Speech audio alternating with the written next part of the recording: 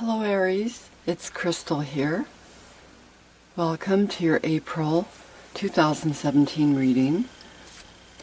And as usual, I'm going to begin with the Druidcraft Tarot. And I do have another deck here I'm going to use as well. It's a new deck for me. And I'll lay those out in a minute. But first of all, for Aries, April 2017. What message do we have? And I'll stop right there. We have the Five of Cups.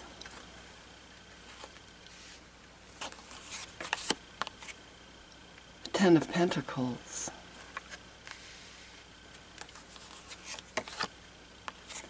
The King of Cups. And at the bottom of the deck, the main energy overlooking your spread, we have the Nine of Swords. But the Sun is right underneath that. And I think I'm going to hold on to that. Queen of Pentacles.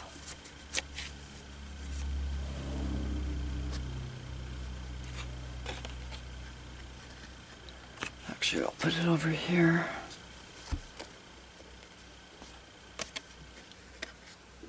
The Sun.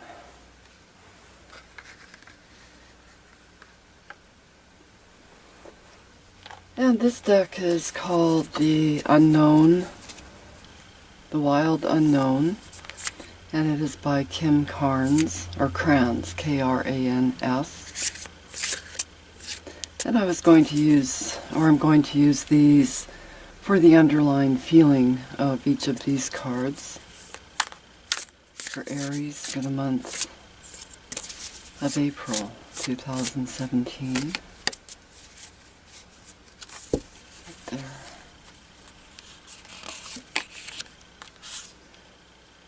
We have the Daughter of Cups in reverse. I have reversed some cards in this deck randomly, about a quarter of them.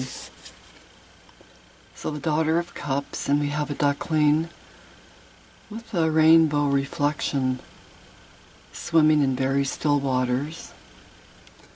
So that is in reverse.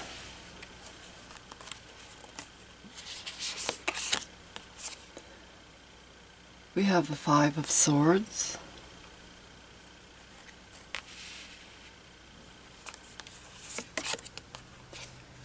And the Mother of Swords, or the Queen of Swords, is what would be called in other decks. And at the bottom of this deck we have the Eight of Wands, which actually goes quite well with the Sun card. So these two are the energies overlooking your spread for the month of April. And I'm just going to take a look here for a minute or so.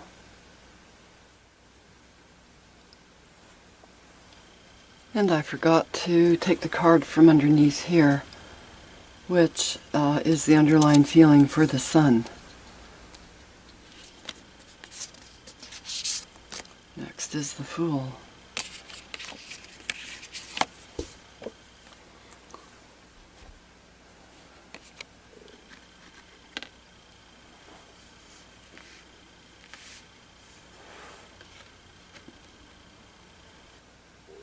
Alright Aries, well the Five of Cups is represented by Mars in Scorpio.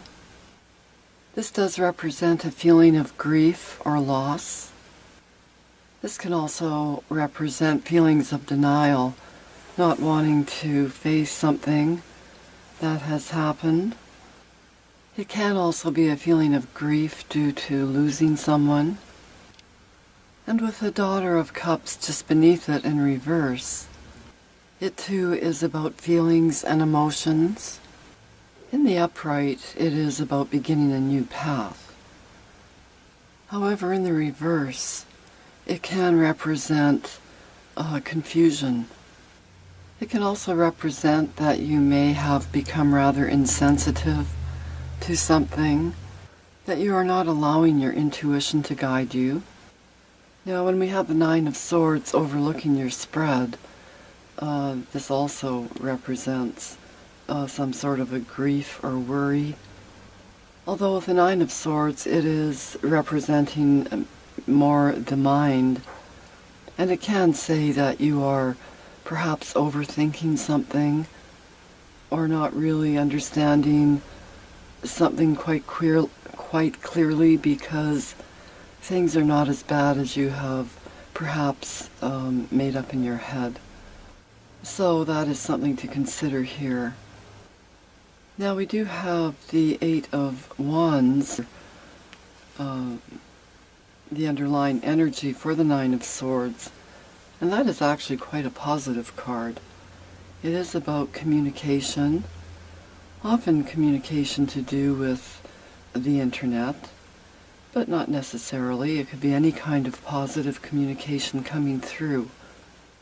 And because we had the Sun as the next card underneath the deck, this is showing that this rather difficult energy of the Nine of Swords is soon to be replaced by a much happier energy of the Sun, probably due to some kind of a communication coming through.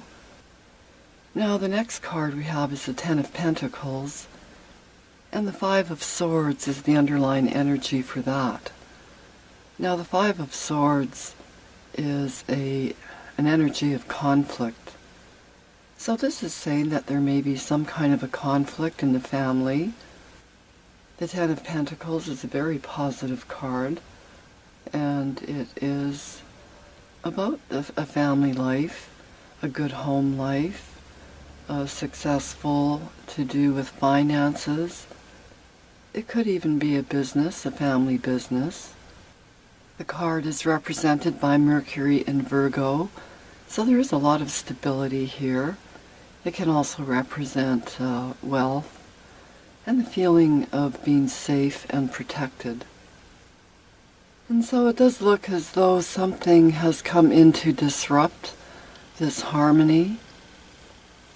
So this is being challenged, and this would say that you may be the winner, like you may win an argument, but the loss that you will take, either losing a friend, a family member, through an argument, is the question you want to ask yourself, is it or was it really worth it?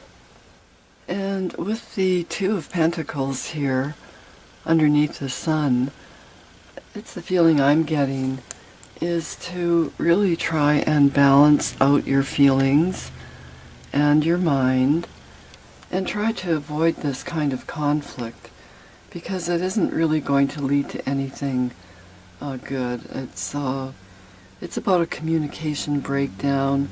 It can have feelings like jealousy, blame, and not really finding a good resolution. And so I think this reading is saying that to really be careful of any kind of conflict that comes in, and to be very careful how you deal with it. Now the next cards we have the King of Cups and the Mother of Swords, or the Queen of Swords. Now this can even represent the balance we see here with the Two of Pentacles. And that is emotional stability and mental stability. But it does look as though we have two people here that are ahead of the household. If not, these are just two energies that need to be balanced in your life, either way. But two very strong energies.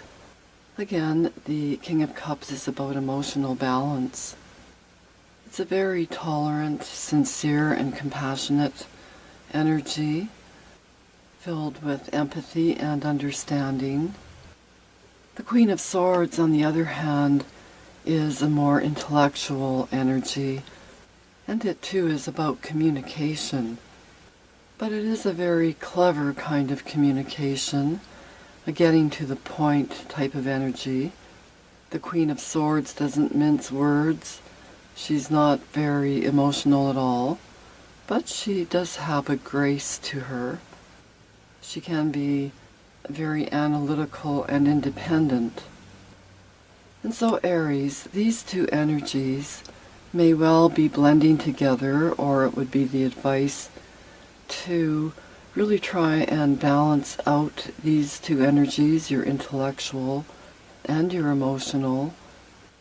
The Two of Pentacles, I'm drawn to look at that right now. I think that is the energy that actually goes with these two cards, because it is about finding that balance.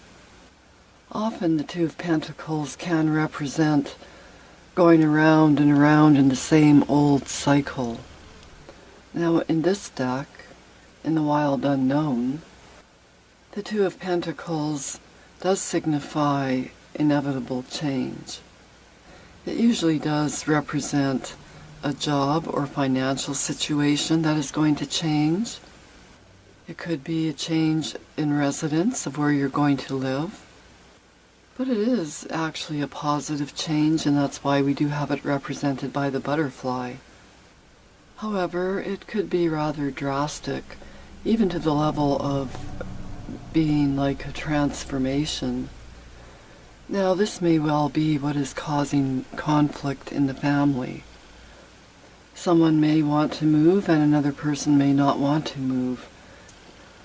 Or it can even be an inheritance that there may be some argument over. Whatever it is that is causing this disruption, the cards are saying that if you do balance out these energies to be able to find a solution, that you will be able to move beyond this mental anguish and into a very beautiful place with the Sun card. Now that is indicated here as well by the Eight of Wands. The Eight of Wands can also represent synchronicities coming into your life. So out of the blue and unexpected, things will just happen to fall into place. And I do think this has something to do with bringing these energies so nicely in balance. Whether these are two people or whether this is just your energy changing into this balanced feeling. The Eight of Wands is also about accomplishments. It's a very fast-moving energy. That's why we see this lightning strike. Very quick and unexpected news, communication. It can even represent negotiations. It can even represent falling in love. A new love coming into your life, although I'm not particularly seeing that, unless it is a new love that you are trying to introduce into the family and there is a rejection of it. If that is the case, something is going to move in to change that as well. It really doesn't matter what your situation is. The energy here is, again, it's all the same no matter what scenario you're in. And it is a beautiful positive outcome. So even if you don't see this outcome of the Sun in April, it will be coming very shortly, possibly at the beginning or sometime in May, but possibly in April as well. It depends on your situation. And I should mention too that the King of Cups and the Mother of Swords, of course, are authority figures. So this could be a balance that needs to take place at work as much as it could be at home. Now to the Sun card. We have a very uplifting energy here. It is about growth and moving forward. It is saying that you will be successful in resolving these issues or this issue. It's a very creative energy. So you just may find a very creative way of dealing with this problem, one that is going to bring happiness and contentment to all concerned. It can also represent a return of vitality and good health if you had been under the weather, or if you'd had some sort of health issues, or perhaps someone in your family had. This can indicate an improvement in that area. And Aries, the Sun card would say to just follow the path that is in front of you, not to worry about things too much, that you are moving forward into a better place. Alright, I'm going to draw one more card to close off your reading, and this is from the Enchanted Map deck for Aries for the month of April 2017. And happy birthday, by the way, to those of you who have a birthday this month. So for Aries, April 2017. I think I'm just going to cut the deck.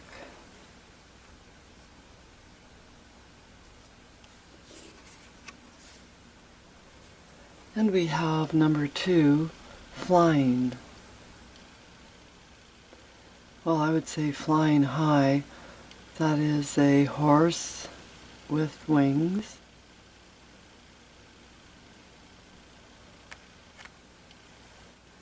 And I'm just going to read a little bit here from the booklet. When you soar above life's challenges and opportunities, a new perspective becomes available. Today you have invisible wings that allow you to swiftly bring your circumstances into alignment with your highest purpose. This is a sign that your waiting is over, that all your hard work is paid off, and the things you hoped for are no longer beyond your scope. Spread your wings and soar. Alright, well, I do wish you a wonderful month, Aries, and all the best.